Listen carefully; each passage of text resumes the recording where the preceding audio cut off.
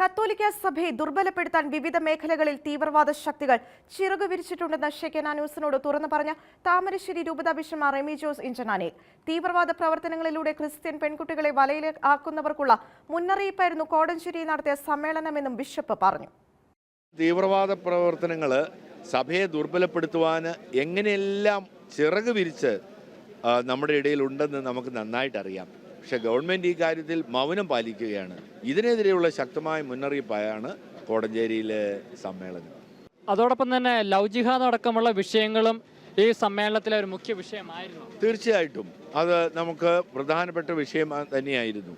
അത്തരം പ്രശ്നങ്ങളൊക്കെ, അതായത് തീവ്രവാദ പ്രവർത്തനങ്ങളുടെ നമ്മുടെ പെൺകുട്ടികളെയും അതുപോലെ ബന്ധപ്പെട്ടവരെയും അവർ വലയിലാക്കുന്ന പ്രവർത്തനങ്ങൾക്കെതിരെയുള്ള നല്ലൊരു മുന്നറിയിപ്പ് തന്നെയായിരുന്നു ഈ സമ്മേളനം. ഇതിന് തെളിവുകളുടെ ആവശ്യമില്ല, ആനുകാലിക സംഭവങ്ങൾ പോരെ. ആ സംഭവങ്ങൾ കൊണ്ട് ഇനി തെളിവ് അന്വേഷിച്ച് എവിടെ പോകേണ്ടതുണ്ട്?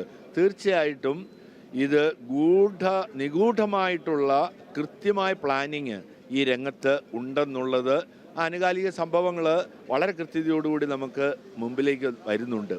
ഒരു ഉദാഹരണം മാത്രം ഞാൻ പറയാം. 7 വർഷങ്ങൾക്ക് മുൻപ് ഇതുപോലെ ഒരു കെണിയിൽപ്പെട്ടുപോയ പെൺകുട്ടി അതിൻ്റെ കൊച്ചുകുട്ടിയെയും കൊണ്ട് എൻ്റെ അടുത്ത് ഈ അടുത്ത നാളിൽ വന്ന് അവരുടെ ദയനീയമായ അവസ്ഥയെക്കുറിച്ച് പറഞ്ഞപ്പോൾ ഇത് തീർച്ചയായിട്ടും ഒരു പ്ലാൻ ചെയ്ത സഭയ്ക്കെതിരെയുള്ളൊരു പ്രവർത്തനമാണ് അല്ല എന്ന് എങ്ങനെ പറയാൻ സാധിക്കും? തീർച്ചയായിട്ടും അതിന് പിന്നിൽ ആളുകളുണ്ട്.